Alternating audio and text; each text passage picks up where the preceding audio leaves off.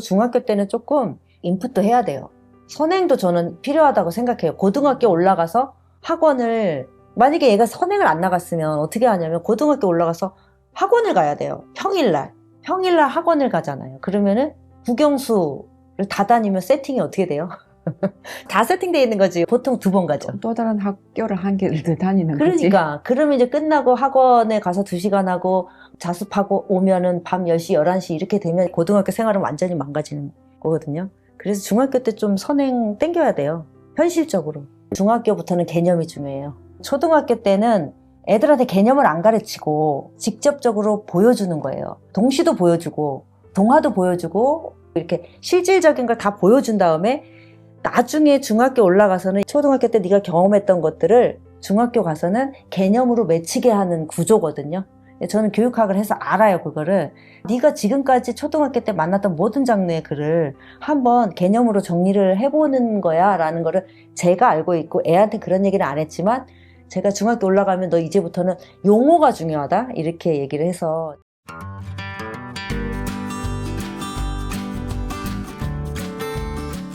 떠오른 키워드 중에 하나가 집 공부지 않습니까? 공부하는 능력, 그러니까 혼공력이라고 할 수 있을 것 같은데, 고등학교부터는 무작정 학원 뺑뺑이 돌리는 것만으로는 좀 한계가 있고 혼공력이 무조건 필요하다 이렇게 말씀하셨습니다. 작가님들이 실제로 자녀 지도할 때 쓰신 어떤 혼공력을 위한 루틴? 이런 게 좀 있을까요? 자기주도 학습이잖아요. 질문하신 것처럼 학년이 올라가게 되면 혼자 공부하는 능력이 무조건 뒷받침돼야지 입시나 공부에서 이제 마지막 정점인 것 같거든요. 어떻게 했냐면 학원을 보내게 되면 2가지 목표가 있어요. 하나는 이제 선생님한테서 배우는 지식적인 게 하나 있고, 하나는 그 선생님이 수업을 하는데 네가 선생님처럼 할 수 있게끔, 저 선생님이 어떤 식으로 할 수 있을까? 커리를, 만약에 8회 커리가 있으면 선생님이 짜주는 대로 처음에는 공부를 하게 되잖아요. 다음부터는 자기도 한번 짜서 이렇게 공부를 할 수 있게끔 배워야 되잖아요. 제가 얘기해서 되는 게 아니고 학원을 가게 되면 학습 목표도 그렇고 강의 커리도 그렇고 지식 정의가 하나, 내가 공부하는데 선생님하고 같이 짜주는 플랜이 있으니까 그 플랜대로 하는데 배워라. 그 다음부터는 이제 본인이 하게끔 그렇게 하는 게 있어서, 어떻게 했냐면 초중학교 때는 그냥 이제 지켜보는 걸로 하거든요. 너무 관여를 하게 되면 어떤 어머님들은 어린아이일수록 관여를 많이 하는 거예요. 관여를 많이 하게 되면 얘가 혼자 설 수가 없는 거예요. 이거 어떻게 했어? 어떻게 했어? 이제 이렇게 짚고 넘어가고 그렇게 되는 거고, 고등학교에 되게 되면, 고등학교 때는 저희는 이제 시험 기간이라고 주어지면 처음 시험 준비할 때는 한 4주에서 6주를 했던 것 같아요. 첫 시험은. 근데 학년이 올라가면 올라갈수록 3학년 1학기 때 시험은 한 일주일 정도면 기간 동안에 집중해서 하거든요. 왜냐하면 이게 학교 수업 중에 그 외에 자습 시간 동안에 쌓여있는 것들이 있기 때문에 자기 혼자 하는 플랜을 다 갖고 있는 거예요. 그래서 시험 기간 중에는 무조건 내가 계획표를 열심히 짜가지고 이때부터 이때까지 열심히 해야지 이게 아니고, 평소에 하는 것들은 누적을 시켜놓고 누적을 시켜놔야지 이게 되는 거라서, 저희는 그래서 시험 기간이 되면 무조건 집에서 공부했고, 그다음 그 기간 동안은 일주일, 2주일 동안은 가장 집이 조용하고 저랑 사이가 좋은 시기, 그랬던 것 같아요. 같은 경우에는 선행을 엄청 중학교 때 땡겨서 하지는 않았지만, 영어 학원 같은 경우에는 뭐 중학교 2학년 때까지 한 학원을 다녔고, 영어에 대한 기본적인 거는 토플 지문을 읽어낼 수 있을 정도는 갖추고 고등학교 올라갔던 것 같아요. 한 중3 때 1년 정도 토플을 해서 패러그래프를 읽는 거, 조금 고난이도의 글을 읽는 거 정도는 얘가 중학교 때까지 좀 완성이 돼 있었던 것 같고, 국어는 사실 좀 안 건드려줬는데도 잘 한 거고, 수학도 선행을 1년 정도 했어요. 그러니까 고등학교 올라가기 전에 고등학교 1학년 과정까지 문과이기도 했고, 그렇게 얘가 수학을 잘하는 애가 아니어서 선행을 1년 정도만 하고 올라간 상태. 고등학교 공부는, 그러니까 자기주도 학습에 빛을 발하는 시기는 고등학교 때예요. 맞아. 고등학교 때 자기주도가 안 되면 완전히 망가지거든요. 그러니까 중학교 때까지는 선생님이 좀 이끌어가지고, 선생님이 학원에서 조금 뭐 선행도 뭐 수원, 수투, 뭐 대수, 미적 이런 거만 땡겨가지고, 중학교 때까지는 이거 너무 학원 많이 다니는 거 아니야? 이런 느낌이 들어도 중학교 때까지는 그냥 인풋을 하는 게 좋고, 그 다음에 이제 고등학교 가서는 자기 걸 만드는 시간이 있어야 되잖아요. 자기 걸 만들어야 성적이 나오는 게 고등학교 시험이니까. 왜냐면 암기했던 게 그대로 나오는 시험이 아니잖아요. 그래서 자기가 끊임없이 계속 훈련을 해봐야 되거든요. 수영을 배울 때 수영을 어떻게 하는 거다라는 이론을 중학교 때 했다면 고등학교 가면 계속 그 수영을 연습을 해야 되는 거지. 피아노 치는 거나 수영을 연습하는 거나 뭐 테니스를 연습하듯이 계속 습을 해야 되는 게 이제 저희 아이는 중학교 때까지 그냥 국어하고 영어는 어느 정도 만들어졌던 것 같고 고등학교 올라가서는 해야 되는 게 문학작품을 소설을 읽었으면 그거를 계속 개념을 문제에 적용시키는 훈련 이런 것들을 이제 자기 혼자 하는 공부. 그러니까 고등학교 때는요 수학학원 빼놓고 안 다녔어요. 고등학교 때 국어하고 영어는 학원을 안 다니고 사탐, 과탐은 인강으로 했고요. 그 다음에 학원을 얘가 일주일에 수학학원 2번 가는 게 학원이 전부예요. 고등학교 때. 고등학교 때는 학원에 수학만 다녔는데 그러면 나머지 시간은 전부 다 그냥 자기주도 학습. 그게 강제적으로 집에 와가지고 자기주도 학습을 한 게 아니라 그냥 학교에서 밤 10시까지 그냥 그 루틴이에요. 밤 10시까지 월요일부터 금요일까지는 5시 정도에 끝나면 그냥 밤 10시까지 자기 자율학습을 하는 거예요. 신청해서 할 수 있는 건데 그냥 거기에 자기를 묶어 놓는 거거든요. 이렇게 선생님들이 또 관리 감독도 하시니까 딴짓을 못 해요. 그러다 보니까 이제 물리적으로 자기가 자동으로 자기 주도가 될 수밖에 없는 환경이었던 것 같고 수학 같은 경우도 토요일날 일부러 잡아요. 토요일날, 일요일날. 토요일날, 일요일날은 수학을 좀 집중적으로 많이 했잖아요. 나 수학이 약했으니까. 그냥 학원에서 듣고만 오면 안 돼요. 학원에서 수업을 듣고만 오지 않고 수업을 2시간을 들으면 4-5시간을 그 학원 앞에 있는 독서실에서 공부를 했어요. 그러니까 얘가 수학 빼놓고 나머지는 전부 자기 혼자 한 공부거든요. 고등학교 3년을. 그게 엄청난 힘이라고 생각해요. 제가 짜서 자기주도 해야 되고 뭐 관리형 독서실 스카는 대학교 가서 갔지 한 번도 그 스카 이런 데 가지는 않았고 그냥 독서실에서 하거나 집에 와서도 자기가 그러니까 늘상 자기 혼자 공부하는 게 고등학교 3년 동안 그냥 익숙한 패턴이고 루틴이었거든요. 그게 만약에 안 됐더라면 모의고사도 안 나왔을 거예요. 끊임없이 자기 걸 만드는 시간을 가졌기 때문에 나중에 고등학교 3학년 때 6월, 9월 모의고사가 국영수 다 만점 받았거든요. 깜짝 놀랐어요. 자기 주도를 통해서 끊임없이 자기가 계속 어떤 개념이나 진도는 전부 머릿속에 가지고 있어요. 그렇죠. 애들이 다 배웠으니까 진도를 다 나갔으니까 다 가지고 있는데 이거를 인풋을 해놓은 거를 꺼내가지고 그리고 학교에서 배우잖아요. 하나씩 꺼내가지고 그걸 자기 거를 만드는 훈련을 성적이 안 나오는 거거든요. 우리 아이가 그래도 나중에 공부를 잘하게 된 힘이 저는 자기주도라고 생각을 해요. 결론적으로 중학교 때는 조금 인풋도 해야 돼요. 선행도 저는 필요하다고 생각해요. 고등학교 올라가서 학원을 만약에 얘가 선행을 안 나갔으면 어떻게 하냐면 고등학교 올라가서 학원을 가야 돼요. 평일날 학원을 가잖아요. 그러면은 국영수를 다 다니면 세팅이 어떻게 돼요?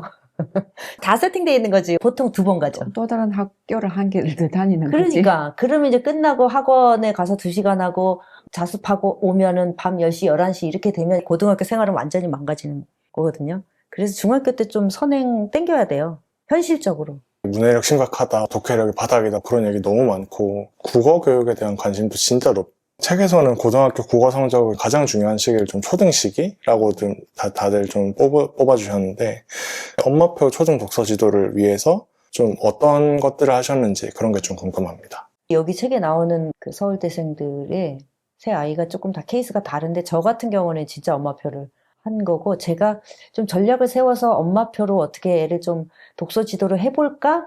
라는 어떤 좀 퍼포먼스 이런 건 저는 안 했어요.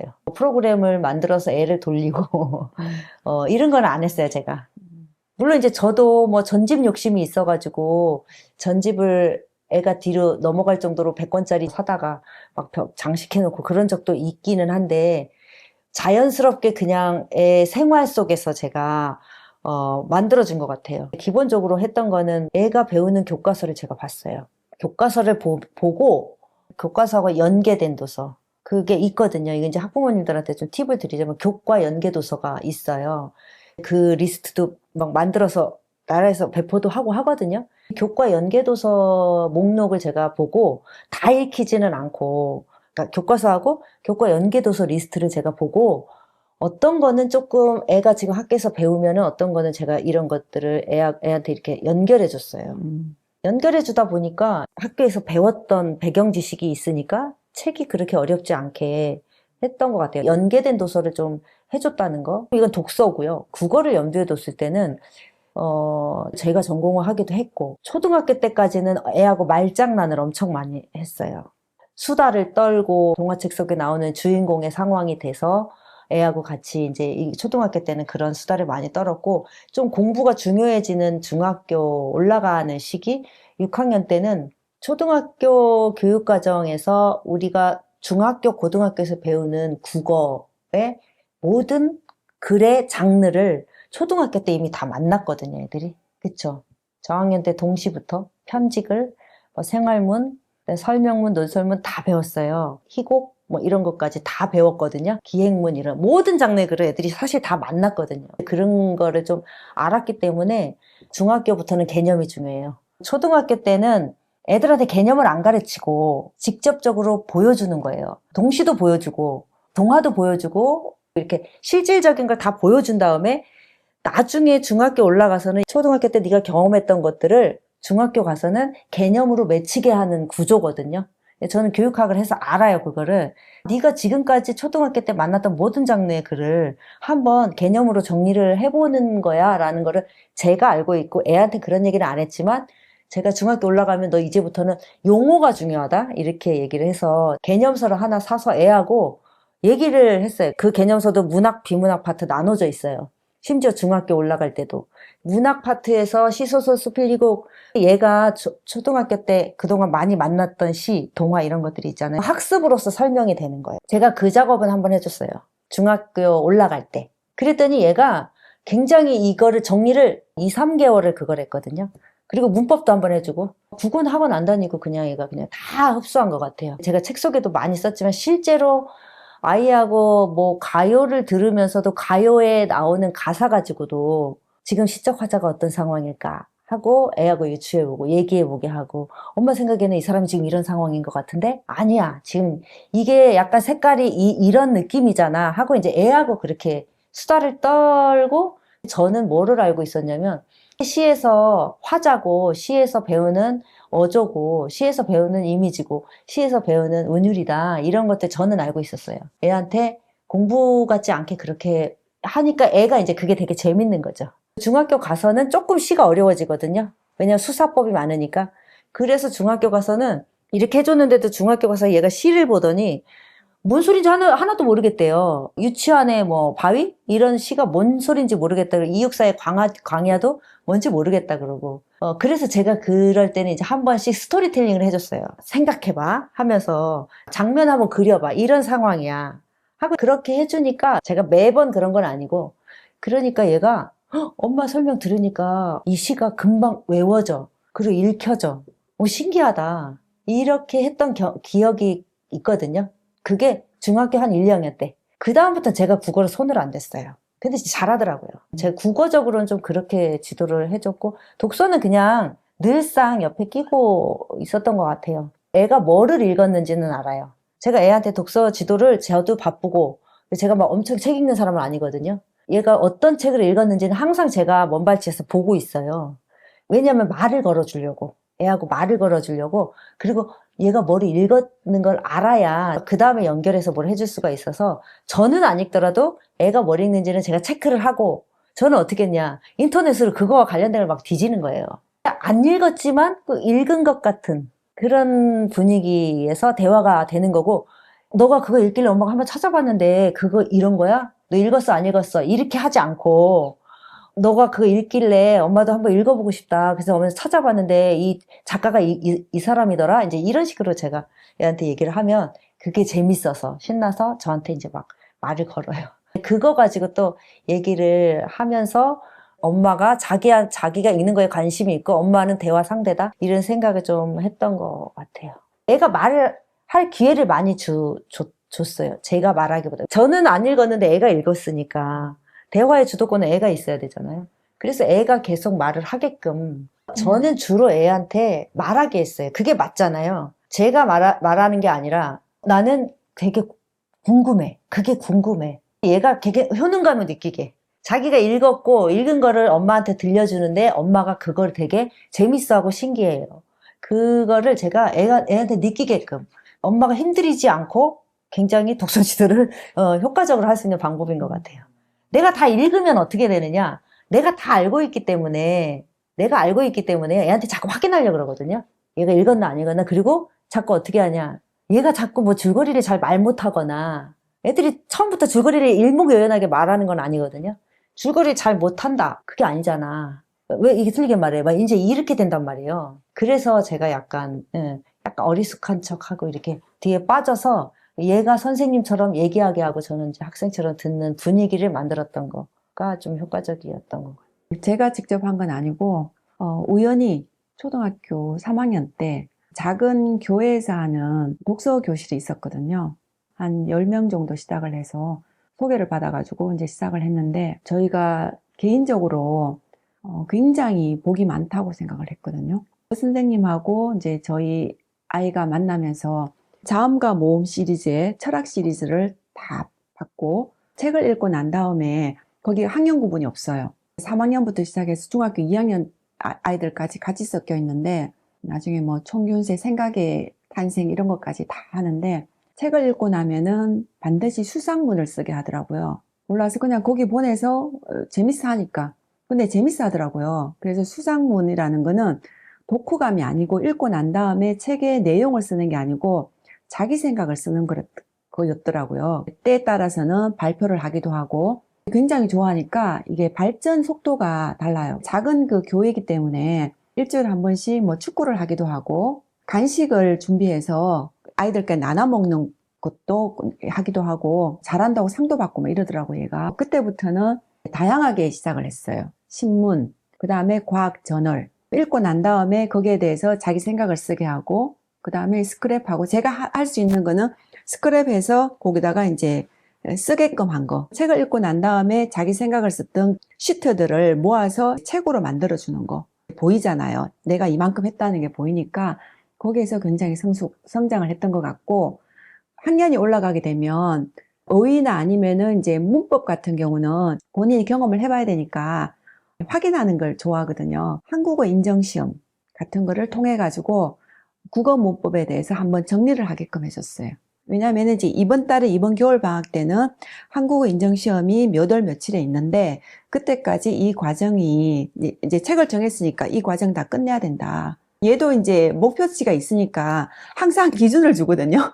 기준을 주고 언제까지 그 안에서 한자도 마찬가지고 한자 인정시험도 다 봤거든요. 이제 몇 월 며칠에 시험이 있으니까 그 시험 목표로 해서 이제 보게끔 준비하는 거. 그 이후에는 뭘 했냐면 역사, 인문, 사회, 철학 굉장히 이제 좋아해요. 좋아하고 세계지도 좋아하고 영화, 뮤지컬, 그 다음에 전시회 다방면으로 어떨 때는 38선 근처에 가면 집성청 같은 게 또 있더라고요. 현장 답사 가는 거. 알고 있는 내용을 같이 가서 이제 현장에서 보는 거. 굉장히 도움이 많이 됐던 것 같습니다. 과학 독서 얘기하세요. 과학 독서? 과학 독서를 진로를 좀 찾아준 독서가 있어요. 이과긴 한데 이과 성향은 아니에요. 인문학적 소양이 좀 깊은 편이고 제가 깜짝깜짝 놀랄 정도로 과학은 어떻게 하면 이 아이가 좋아할 수 있을까 생각을 하는데 과학을 싫어하는 애들은 싫어하거든요. 우회적으로 과학은 현상이 굉장히 중요하거든요. 우리가 말할 때나 공부를 배울 때는 물화생지라고 하는데 그게 아니고 현상에서 일어나는 것부터 시작을 하면 흥미 위주거든요. 과학은 무조건. 그 다음에 이제 용어가 굉장히 중요하고 우리나라 교육의 과학 교과서에 나오는 입시에 나오는 그 모든 용어들은 한자에서 기반되는 것들이 굉장히 많아요. 양적 반응, 중화 반응, 잡지책 같은 거부터 시작을 했고 용어부터 시작을 했고 과학은 만약에 선행을 할 것 같으면은 예비 고1인 경우는 통합과학을 한다는데 통합과학을 했는 경우들은 아이들이 지식이 얕아요. 얕으니까 얘네들은 통합과학을 미리 지금 하는 이유는 내신을 목표로 하는 건데 저는 공부에 대한 목표는 제대로 배워야 된다고 생각하거든요.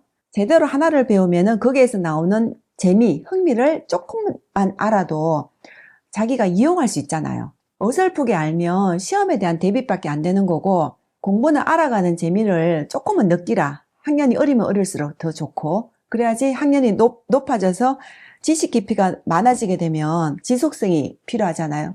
용어에 대한 거 기본적인 거. 그래서 과학 저널들, 신문에 나오는 환경적인 것도 있고 굉장히 이제 노출되는 것들이 많거든요. 논술도 마찬가지고 뉴스에서 나오는 현상적인 것들이 있으니까 그런 것들을 출력을 해가지고 아니면은 잘라서 신문에 잘라서 그 식탁 밑에 유리 밑에 집어넣어요. 깔아놔요. 깔아놓고 해서 그냥 이렇게 보다가도 애들이 저희는 말이 없는 애거든요. 남자이기도 하고 말이 별로 없는 애기 때문에 넣어놓으면 이제 보더라고요. 거기에 대해 비슷한 것들이 나오면은 다시 추가해서 또 넣어놓고 바꾸고 붙여놓고 그렇게 해서 흥미가 가장 중요한 것 같아요.